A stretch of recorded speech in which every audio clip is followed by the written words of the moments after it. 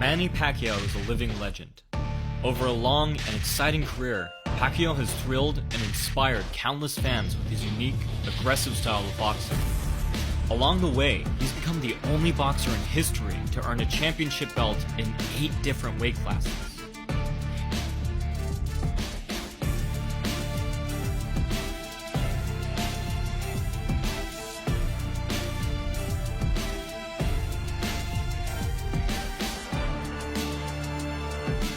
Pacquiao's journey as a professional fighter began at the age of 16, when he stowed himself away on board a rickety ship, looking to land his first fight.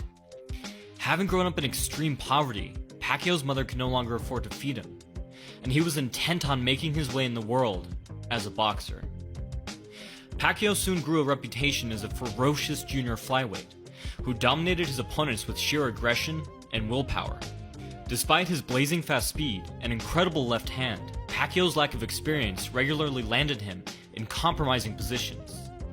It was in these instances that his true nature showed itself. Like a wounded animal, Pacquiao was, and is to this day, most dangerous when in serious trouble.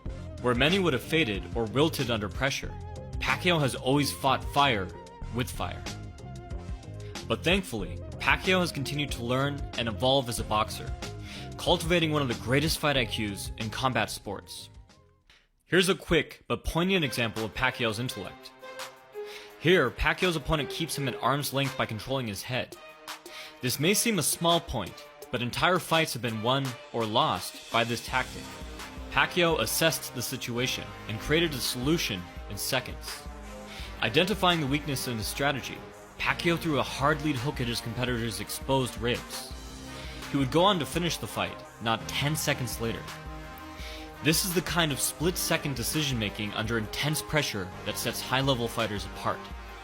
A huge reason behind Pacquiao's impressive skill set is his trainer, the legendary Freddie Roach, who helped foster and supplement Pacquiao's aggressive style, rather than try to stifle his natural instincts. When most trainers had rejected Pacquiao as an unskilled brawler, Roach noticed a willingness to learn, and a keen mind for strategy. As Pacquiao progressed, Roach was astonished to find that he was finding new, creative ways to use the skills he'd been taught. And Roach, in turn, would build upon and add to Pacquiao's creative alterations, rather than insist on sticking to a rigid, traditional style. Down Pacquiao's style, looking at his unique arsenal of punches, combinations, head movement, and footwork. Pacquiao is a high-volume pressure fighter.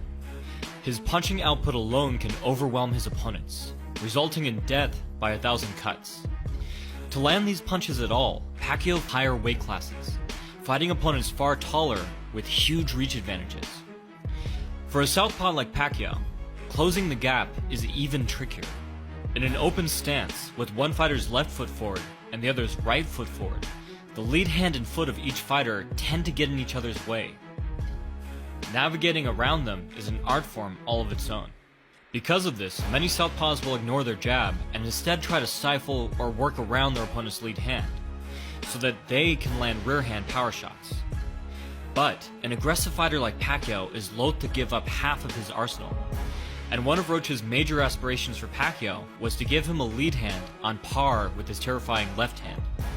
And so, Pacquiao's right hand now lands consistently and has become a major factor.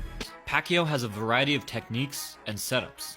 One of them is to throw his jabs and hooks in a vertical arch, angling over his opponent's lead shoulder. This is particularly effective as a counter to his opponent's jab, taking advantage of the temporary opening in their guard. Yet another strategy is to parry and then counter off of the same hand. Yet one more way is to feint low before going high. Another is to throw with his elbow first, like a back fist. His elbow acts like a shield, stifling his opponent's lead hand as he throws his punch.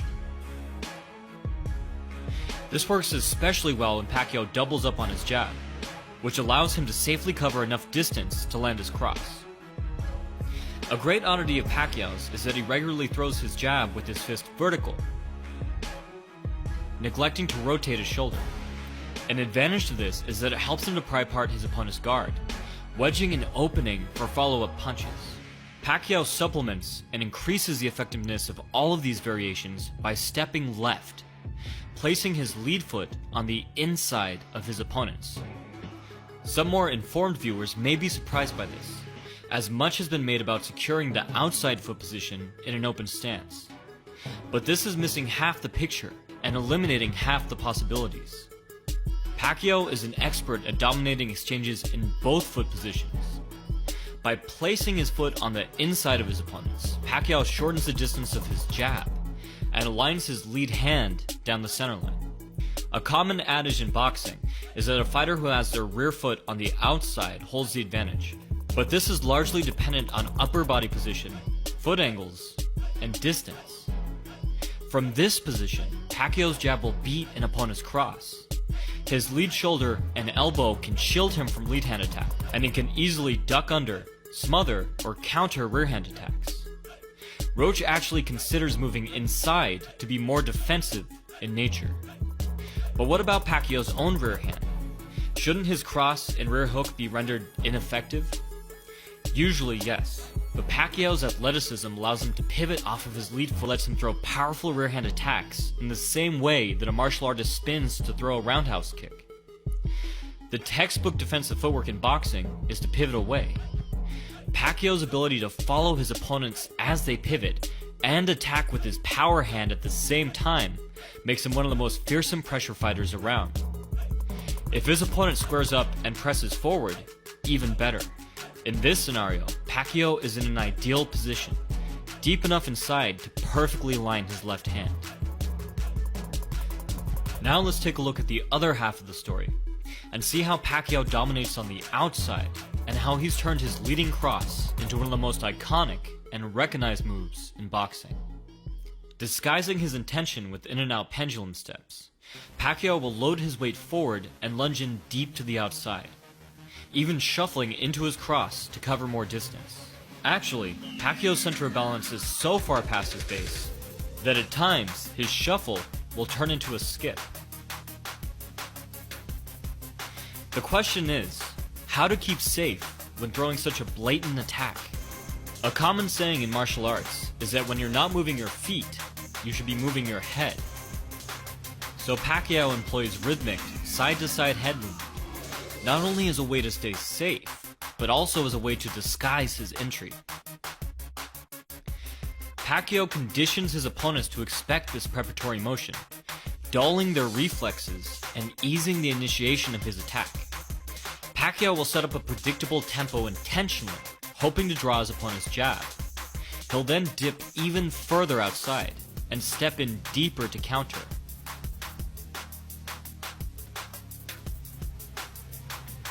And yes, Pacquiao will dip the other way to set up his jab. With Pacquiao, every defensive action is simultaneously a threat. This technique works well as a single attack, with Pacquiao using low-level head movement to exit. However, as the fight progresses, Pacquiao ups the pressure, pressing his opponent and overwhelming them with rapid-fire combinations. It is from the outside cross that Pacquiao throws his most devastating sequence. He'll shift forward while striking with the opposite hand, each step synced up with a punch. When Pacquiao performs this double shift, it's hard not to notice a striking similarity to the notoriously aggressive heavyweight champion, Jack Dempsey. Ideally, Pacquiao's rear foot pins his opponent as he throws his cross, preventing him from pivoting out to safety. If Pacquiao's competitor tries to duck under, an uppercut flows nicely into the sequence as well. As always, Pacquiao will exit off angle.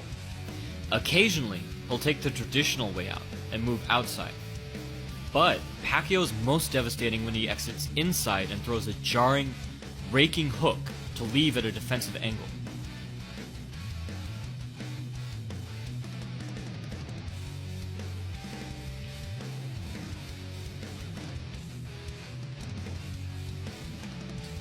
For Pacquiao, getting deep into his opponent's space is far more important than foot position. It's this versatility, combined with Pacquiao's power, mobility, and work rate, that have left the majority of his opponents confused and bewildered. Many are left with little option but to shell up and try to endure.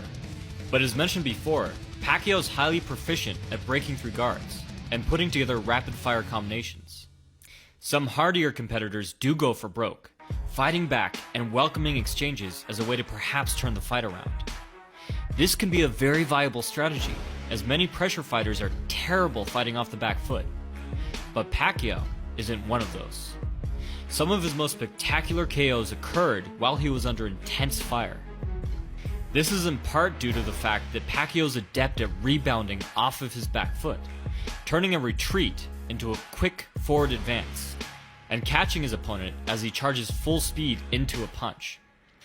A more subtle tactic is to lull his opponent to follow him, then suddenly stop short and leap forward into an attack. It's incredible to watch Pacquio pull this off as a scrawny teenager, and to think how far he's come since. Through hard work, innovation, and pure talent, Pacquio has retained his place near the top for an unprecedented period of time. One day, age will catch up to him, as it does to every man. He may go out in one last triumphant display of brilliant savagery, or he may get put on notice that his reflexes are not what they once were, through a brutal defeat to a low-level competitor. But either way, Pacquio has proven himself one of the greatest fighters to ever live, and has earned his place as a living legend and a true hero in the brutal and beautiful art of boxing. Já não posso mais.